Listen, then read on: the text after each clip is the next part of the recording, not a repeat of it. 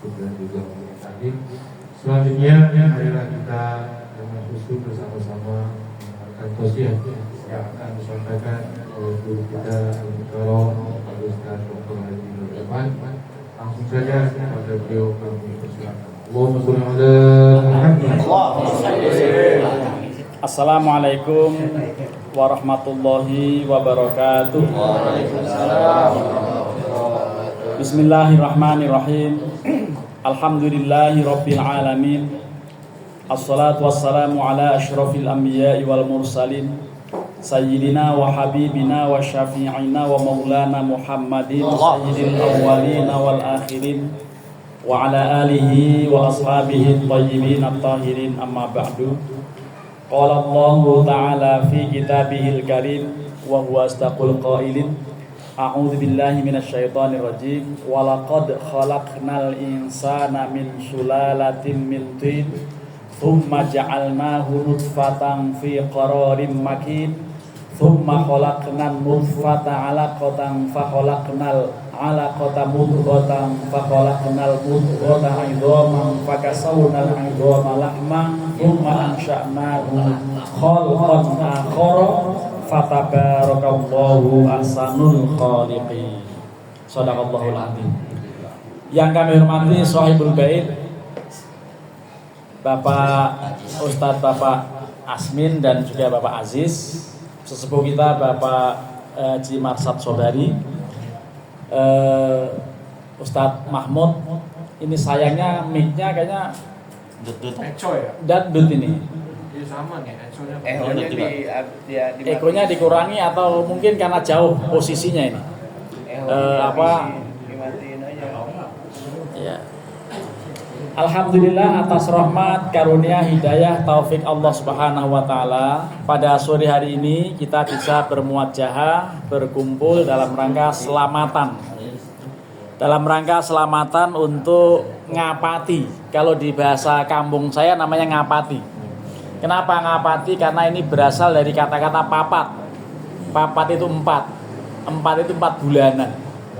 Dan kalau mencari dalilnya, tampaknya ini berasal dari hadis Rasulullah SAW yang mengatakan bahwa inna ahadakum yujma'u khalquhu fi batni ummihi arba'ina yawman nutfatan thumma yakunu kadzalika atau thumma yakunu mithlu dzalika 'alaqatan thumma yakunu mithlu dzalika mudghatan fayunfahu 'alaihi ruh wa yuktabu lahu bi arba'i kalimatin bikat birizkihi wa ajalihi wa amalihi wa saqiyun aw sa'idun.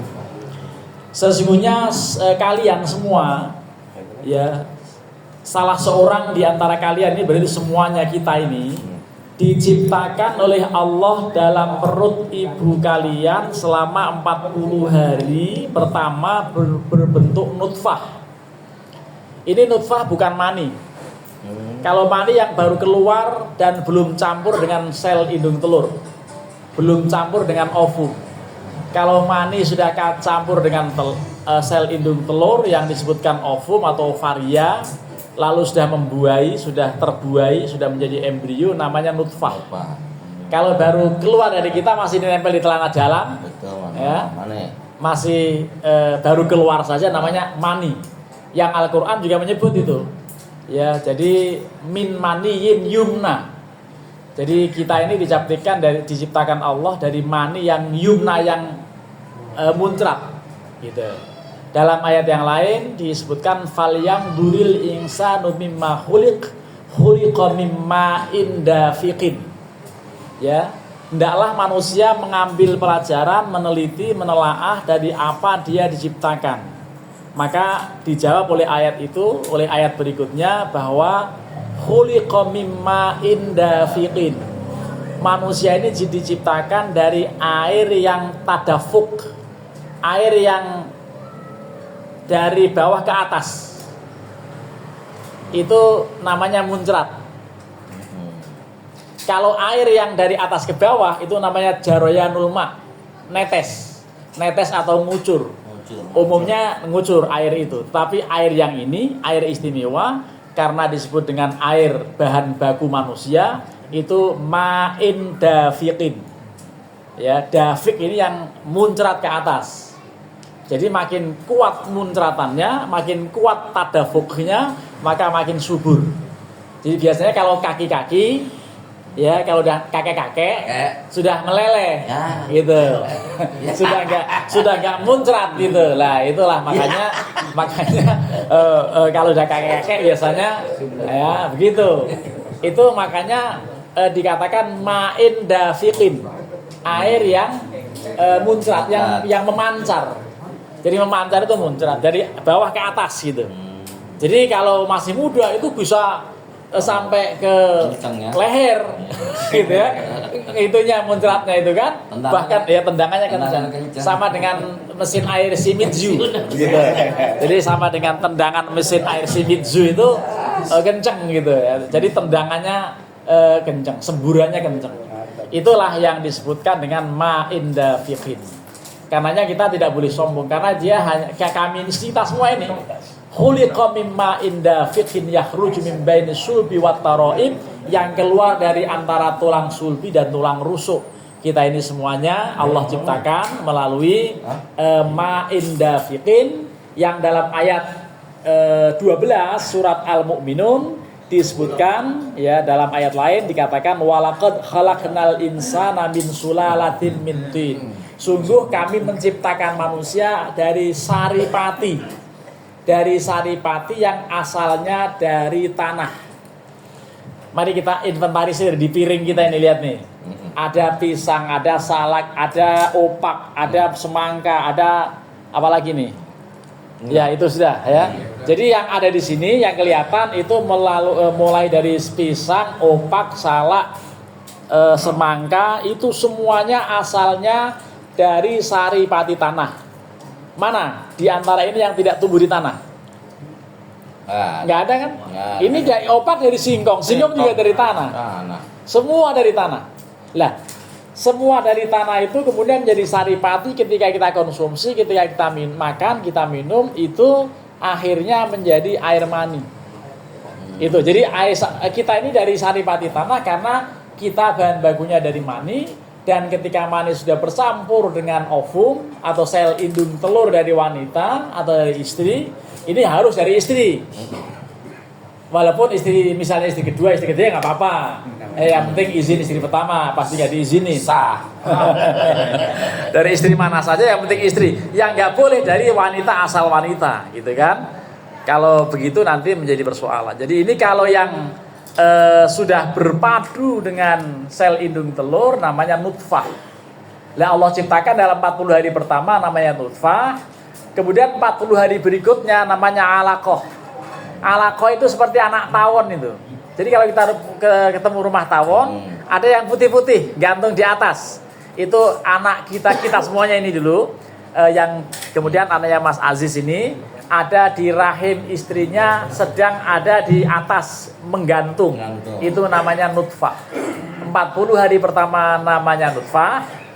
Nanti yang pertama nutfah, nanti 40 hari berikutnya namanya alaqah. Alaqah itu sama dengan milaqah. Milaqah itu alat nyendok. Jadi dalam bahasa Arab milaqah itu sendok, alaqah itu sesuatu yang bergantung, yang nempel di atas dinding rahim itu. Lah itulah yang disebut dengan alaqah. Lah setelah itu 40 hari kedua bentuknya alaqah. 40 hari ketiga yang adalah 120 hari atau 4 bulan hari ini diperingati, itu sudah dalam bentuk mudghah. Mudghah itu apa? Sudah gumpalan, sudah lebih mengarah kepada embrio manusia. Bahkan karena dia sudah menjadi embrio manusia, sudah menggumpal dan sudah ada bentuk-bentuk fisiknya begitu, Allah mengutus malaikat untuk menetapkan 4 hal penting. Jadi Allah meniupkan roh pertama-tama. Jadi fayunfahu fihi ruh, ditiupkan di dalam janin itu roh. Wa yuktabu alaihi arba'u kalimatin, lalu ditetapkan, dicatat, diprogram 4 hal penting.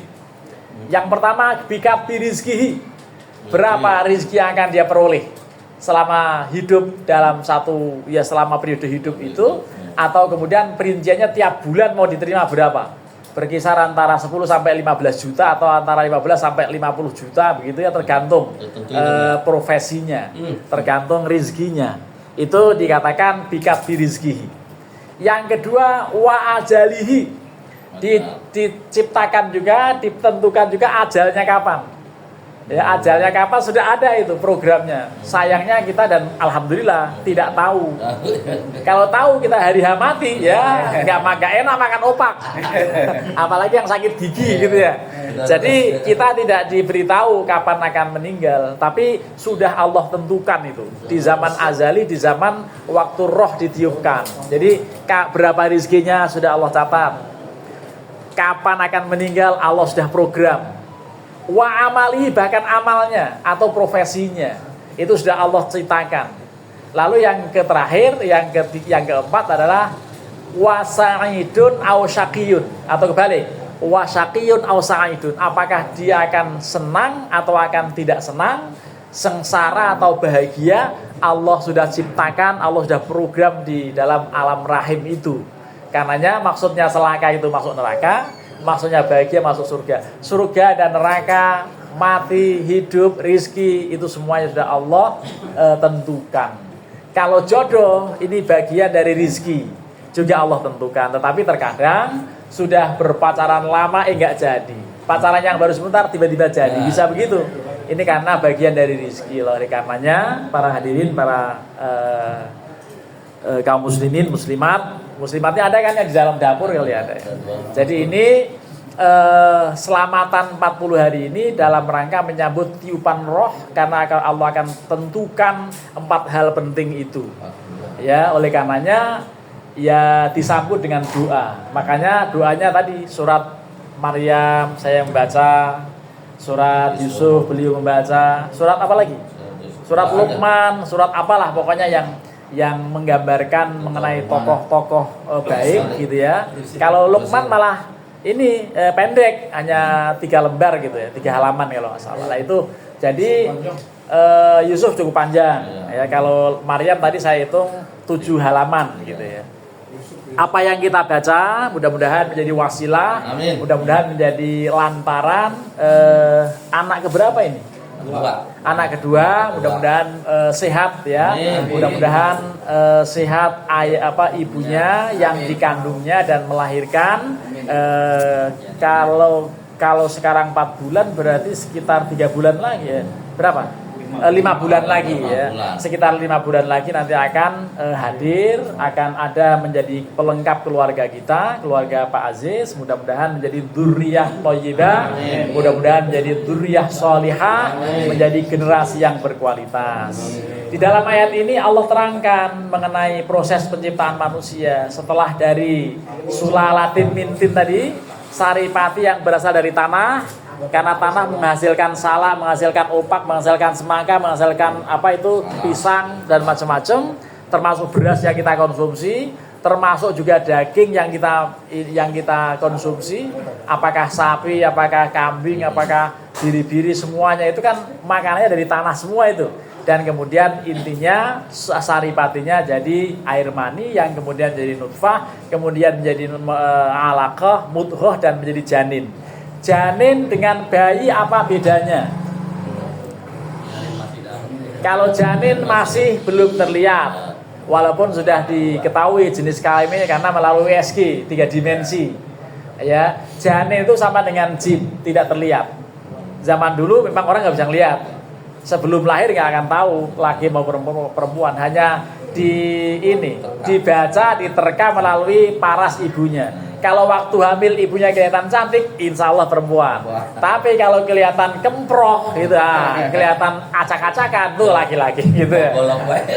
Jadi orang Jawa kemudian dalam rangka niteni, dalam rangka menerka-nerka ini, mereka bukan hanya ngapati, tetapi juga menjalankan apa yang namanya mitoni. Ini nggak ada orang Jawa ya? Ada. Nah, kalau ngapati berasal dari papat, gitu ya. Yang beliau yang sampingnya Pak Mahmud Jawa bukan? Bukan dari tampangnya bukan. Ya, jadi kalau yang ngapati ini berasal dari bahasa 4 bulan, tetapi kalau yang mitoni berasal dari kata-kata pitu. Lah miton ini dalilnya apa? Dalilnya ayat Al-Qur'an. Kalau yang tadi ada dalilnya hadis, ini dalilnya ayat Al-Qur'an. Yang dikatakan dalam satu ayat, saya lupa surat apa, tapi kalimatnya begini. Falamma taghasyaha hamalat hamlan khafifan famarrat bih. Ketika seorang suami telah menggauli istrinya, ketika telah menyetubuhi istrinya, maka kemudian dia hamil dengan hamil yang ringan. Karena hamilnya masih ringan, maka famarrat bihi. Dia masih ke sana kemari, masih ke tukang sayur, masih kerja, masih apa segala macam aktivitas masih berjalan normal. Karenanya dikatakan famarrat bihi. Tetapi falamma athqalat, ketika sudah mulai berat. Nah, berarti mulai 7 bulan, nanti kakinya mulai bengkak, nafas mulai agak sesek gitu kan, ngap gitu. Itu kalau sudah mulai berat, da'awallaha rabbahuma. Orang tuanya Mas Aziz dengan istrinya, termasuk kakek dan neneknya, berdoa. Ya, berdoa kepada Allah itu. Doa itu dalam rangkaian mitoni itu. Ya, karena sudah mulai berat itu 7 bulan. Falamma athqalat da'awallaha rabbuhuma, keduanya berdoa pada Tuhannya ya dengan kalimat apa? La'allahu, dalam kalimat itu, ya Allah, mudah-mudahan Engkau berikan dzurriyyah kami dzurriyyah yang baik, yang berkualitas. Jadi itu begitu. Di dalam satu ayat disebutkan falamma taghasyaha hamalat hamlan khafifan famarrat bih falamma athqalat da'awallaha rabbuhuma lain ataitana sholihan lanakunanna minasyakirin. Seandainya kami diberikan oleh Allah anugerah anak yang soleh, kami pasti akan menjadi orang yang pandai bersyukur. Itulah dalil mengenai apa? Ngapati dan mitoni, atau 4 bulanan dan 7 bulanan. Bapak dan Ibu, ayat ini di dalam surat Al-Mu'min, ayat Al-Mu'minun ya. Al-Mu'minun ayat 13 tidak katakan thumma ja'alnahu nutfatan fi qararim makin. Kemudian kami menjadikan janin tadi atau embrio itu menjadi nutfah. Tadi kan masih mani. Nah, setelah itu kami jadikan menjadi nutfah, lalu kami tetapkan dalam qararin makinin, di satu tempat yang kokoh. Kokoh sekali itu rahim wanita itu. Ya, jadi luar biasa itu. Dan itu gratis. Kalau seandainya ada bayi prematur, maka satu harinya, satu malamnya itu kalau di Pondok Indah itu bisa 2 juta itu ongkosnya, ya, ongkos untuk memelihara anak di inkubator, ya. Tetapi kalau inkubator yang made in Allah, namanya rahim, itu gratis, tidak perlu ada 2 juta. Kalau perlu disediakan saja itu untuk apa? Untuk acara-acara berikutnya, karena dalam acara berikutnya itu nanti ketika lahir disambut dengan adzan dan iqomah, kemudian dipotong seluruh rambutnya dan ditimbang berapa gram, dikerskan emas, kalau ada 0,5 gram kasih 0,5 gram emas untuk disedekahkan gitu. Kalau biasanya Allah tahu itu, kalau Mas Aziz termasuk orang yang berada, biasanya rambut bayi yang lahir itu tebal itu, sehingga supaya apa? Supaya ketika dicukur itu ada 2 gram 2 gram keluarkan 2 juta untuk disedekahkan. Itu ajaran dari Al-Quran, ada dari hadis Rasulullah seperti itu. Kalau kita selama ini belum, ya mungkin untuk anak cucu kita. Jadi disedekahkan seberat rambut yang ditimbang. Tapi nimbangnya rambut yang kering saja ya. Jangan rambut basah, kalau rambut basah bisa tekor. Karena berat kan? Nah, jadi itu ada acara-acara seperti itu yang intinya bahwa fi qararin makin, dalam tempat yang kokoh itu rahim yang Allah telah berikan, Allah telah sediakan. Itu luar biasa, anugerah Allah yang luar biasa, dan mudah-mudahan janin yang sedang di dalam kandungan ini betul-betul sehat walafiat, diberikan pertolongan oleh Allah Subhanahu wa taala dan lahir nanti dengan normal. Biasanya yang pertama normal apa? Normal. Yang pertama normal, yang kedua insyaallah normal lagi gitu ya. Jadi ini bagian dari yang Allah telah atur di dalam Al-Qur'an secara jelas begitu. Malah kemudian dalam ayat berikutnya itu summa khalaqnan nutfata 'alaqatan. Dari nutfah kami ciptakan 'alaqah seperti yang dalam hadis tadi. Kemudian dari 'alaqah fa khalaqnal 'alaqata mudghatan. Kami jadikan 'alaqah menjadi mudghah. Setelah itu faholaknal mudghata idhaman, maka mudghah itu dalam Al-Qur'an dikatakan akan kami ciptakan tulangnya. Jadi nanti kalau Al-Qur'an menyebutkan mudghah jadi tulang. Enggak tahu tuh prosesnya kayak apa, tapi Al-Qur'an mengatakan faholaknal mudghata idhaman. Kami ciptakan tuh mudghah itu kemudian jadi tulang. Lah, tulang itu fakasawnal idhama lahman. Kami bungkus tulang itu dengan daging. Tuh, luar biasa itu. Jadi kita nggak bisa membayangkan yang tadinya lembek jadi agak keras, jadi sangat keras karena tulang. Tulangnya sangat keras itu. Lah setelah itulah Allah bungkus tulang itu dengan lahman, dengan daging. Lalu kalau sudah menjelang 9 bulan sudah tahu itu bentuknya kayak apa, jenis kelaminnya seperti apa. Bahkan nanti maaf ini kalau misalnya ada yang kurang organ tubuhnya bisa dideteksi dari USG yang 3 dimensi itu. Ya, jadi karenanya orang-orang Jawa dulu, orang-orang tua kita dulu menganjurkan kalau lagi hamil jangan selengean, lagi hamil jangan sembarangan mendolimi orang, apalagi mendolimi binatang. Ya, kalau lagi hamil pokoknya perilakunya dijaga. Kalau lagi hamil jangan sampai ayahnya atau kakeknya atau apakah ibunya melakukan pelanggaran-pelanggaran agama. Ya, kalau sampai melakukan pelanggaran agama biasanya ada imbas. Ya, apakah kaitannya dengan soal fasilitas fisik sang janin atau hal lain, biasanya suka ada korelasi. Walaupun ini sebetulnya nasihat, bukan berarti nakut-nakuti, tetapi apa? Anak atau orang tua yang akan menjadi bapak harus hati-hati karena istri sedang hamil. Maka orang dulu saking hati-hatinya tidak berani nyembelih ayam, tidak berani nyembelih kambing. Tapi kalau saya karena memang tukang jagal, ya, saya kan tiap tahun menjadi jagal, nyembelih sapi, nyembelih kambing, termasuk ayam. Ya bismillah saya, bismillahirrahmanirrahim, saya dalam rangka ibadah, karena ada orang minta tolong, saya potong aja. Tapi anak saya nggak ada yang pada potong lehernya itu. Nah artinya apa?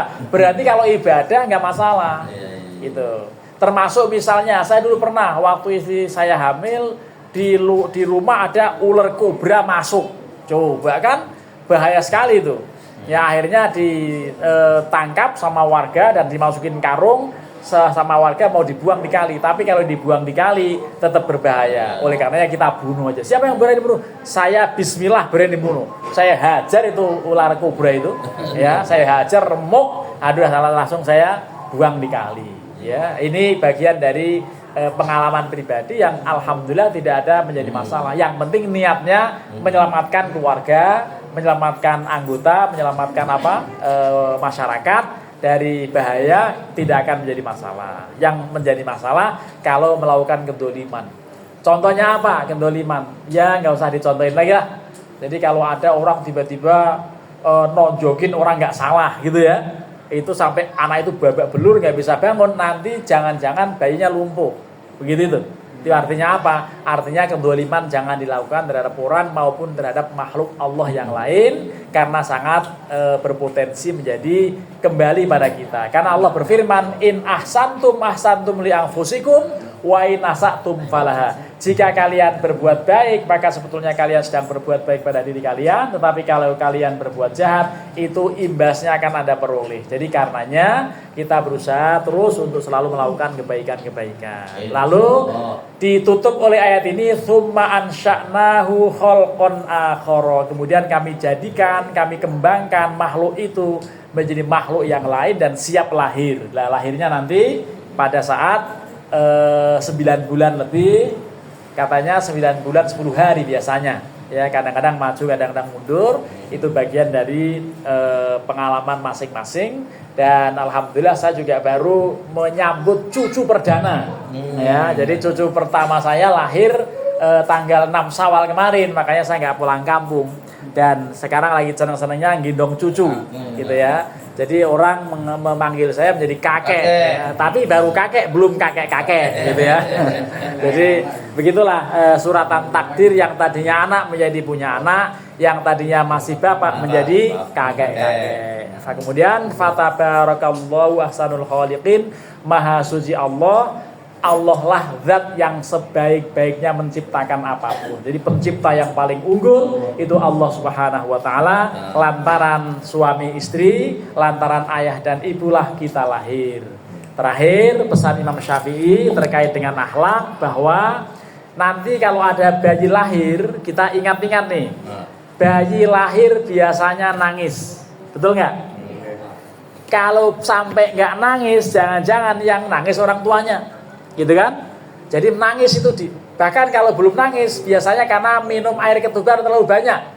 Akhirnya disumpet gitu, kakinya di atas, palanya di bawah, terus diupayakan keluar cairan dari mulut, karena itu air ketuban biasanya. Lah kalau udah keluar maka kemudian nangis. Lah itulah Imam Syafi'i mengatakan, waladat ka ummuka yabna adama bagian wan nasu hauluka ya al haulaka yadhakuna surura. Ihris ala amalin takunu bihi ida yabkuna haulaka dhahikam masruro. Wahai anak Adam, wahai manusia, ingat ketika kalian dilahirkan oleh ibu kalian dalam keadaan nangis.